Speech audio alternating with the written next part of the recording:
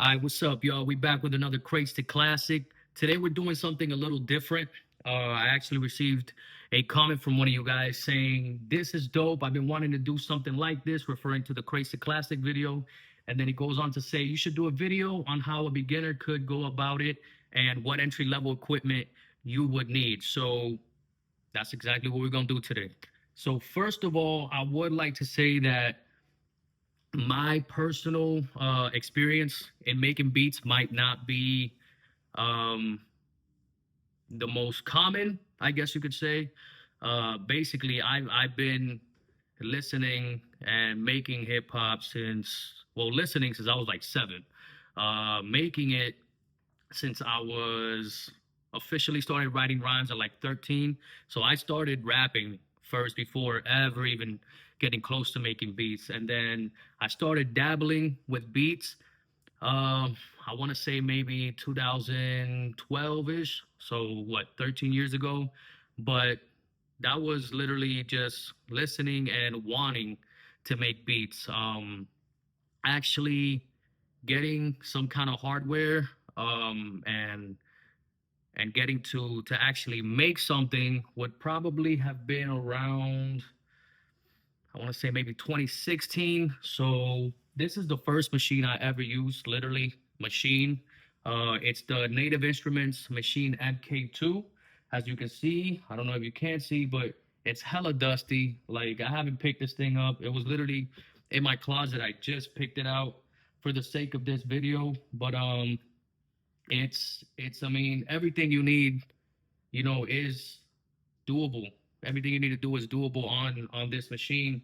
Um, my only qualm or negative input with that machine is that I, for me at least, it wasn't very user friendly. It wasn't. I just couldn't get the hang of it. And the fact that you do it's not standalone, so meaning that you do have to use it with like a software program. So you do have to use it with a laptop or some kind of computer. So I never really liked that, and to be honest, it kind of turned me off.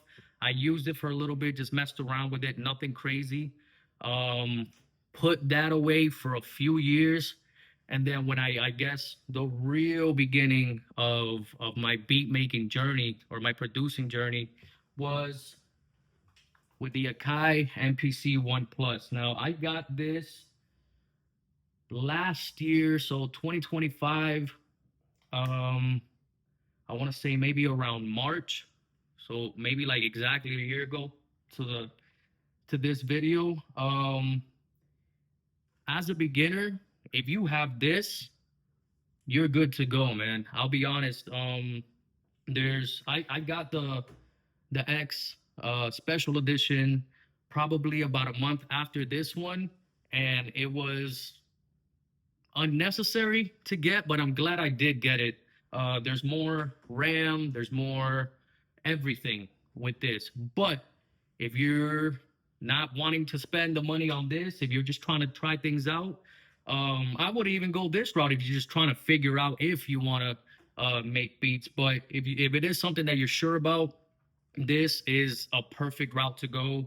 There's absolutely nothing wrong with this machine. It's a beast. It has all the outs that you would need. Power cord right there. You can link up to a turntable. Everything you need is here. It does have an SD card and a jack for headphones. So, like I said, yeah, man, this is perfectly fine to start out with. More than perfectly fine. I know pros that produce off of this thing. Like Conductor Williams, I know he makes a bunch of stuff on this. Stu Bangas, he does a lot of work for like Vinny Paz and those guys, and he produces off of that. So there's absolutely nothing wrong with the One Plus.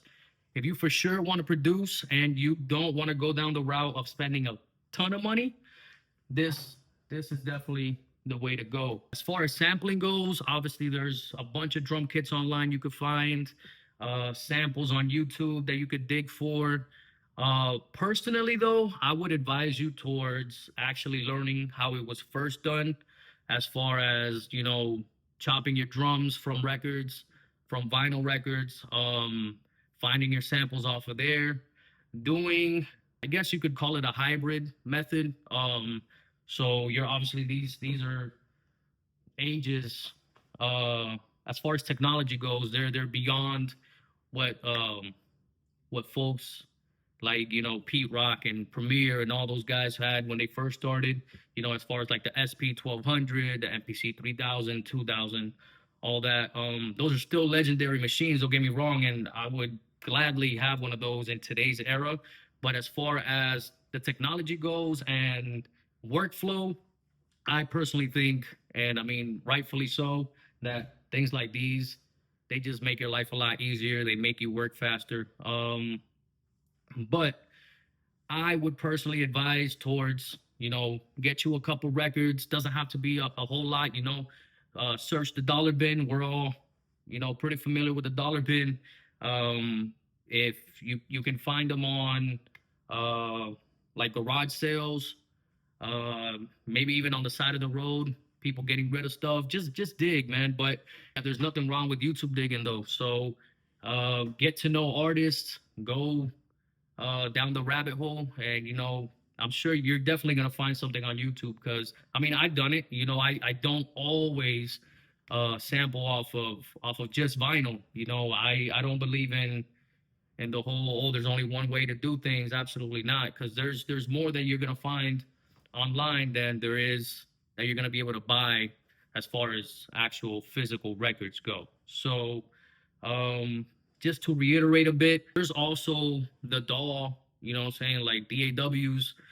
I personally never used one.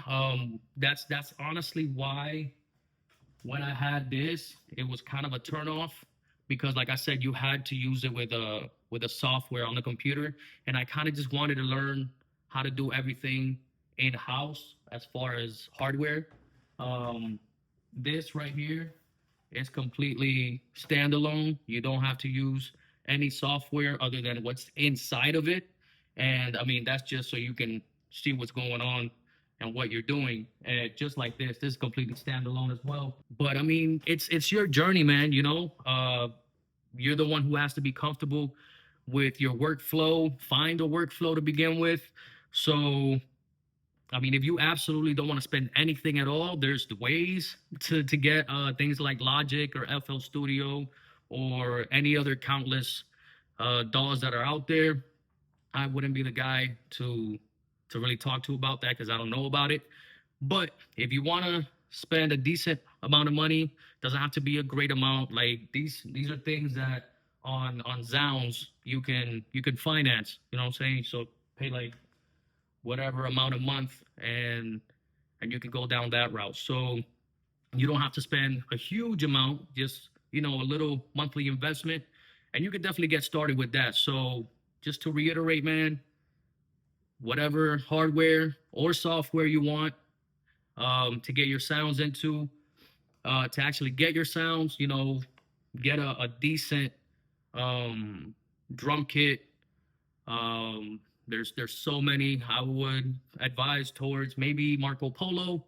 Um, there's so many. You know what? Actually, what I'm gonna do, um, I'm gonna give you guys some of my own sounds. I'm gonna drop the link in the description, and just to get you on your way, so you can already cut that cost right there. So I'm gonna drop. It's a bunch of like SP 1200 filtered sounds. So you'll have kicks, hi hats, all your drum stuff. And so you already have that. So if you have a DAW, or if you decide to grab some kind of hardware, all you got to do is really drag and drop as far as putting it on an SD card and then searching for it, putting it in there.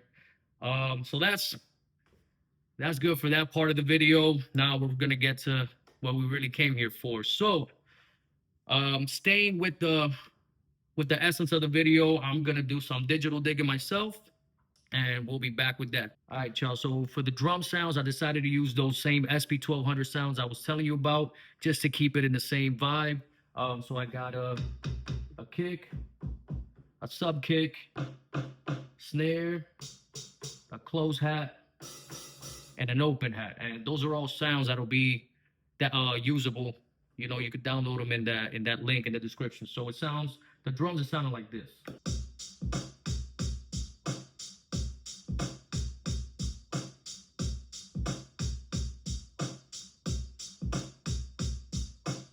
So let's find a sample now. Like I said, we're gonna do it online. I already got something possibly working, so let's dig into that. All right, y'all. So we got the sample. It sounded like this.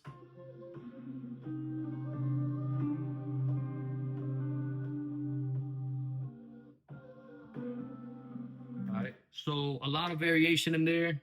Only 12 pads, but that's more than enough to work with. I actually messing around with the sample. I listened to the drum pattern, so I switched it up. It wasn't sounding the best for it. So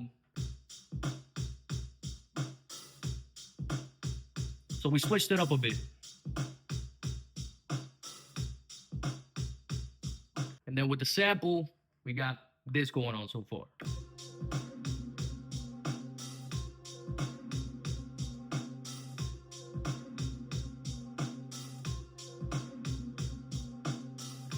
All right, so that's literally the bare bones of it. Now we're just gonna add a few more sounds, you know, give it some variation.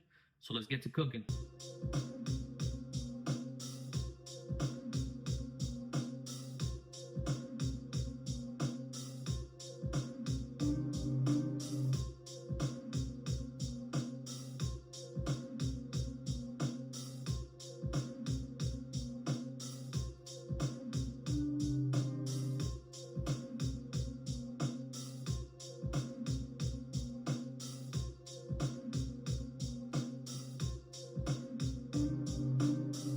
Got the drums, got the sample down. All we really need now is the bass. So I got a few sounds, so we're gonna cook that up.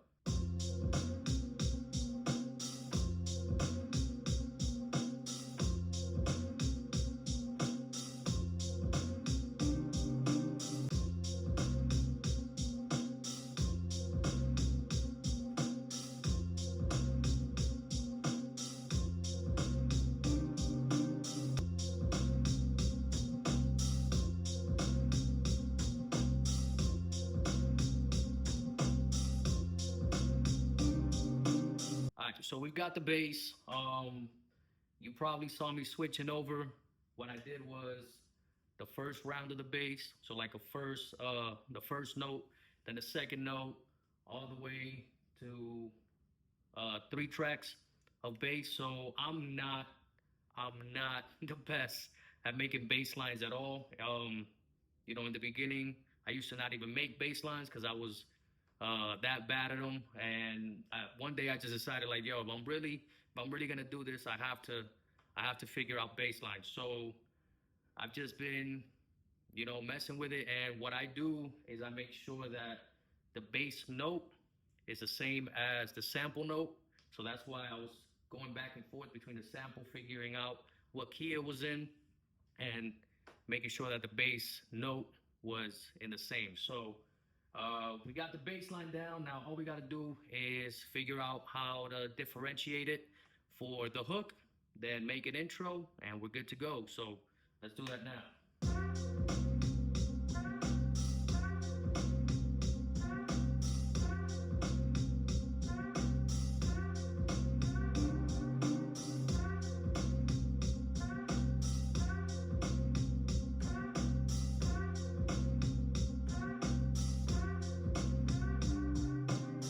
All right, so I switched up a few things on the hook, removed one of the horns and changed up the other one.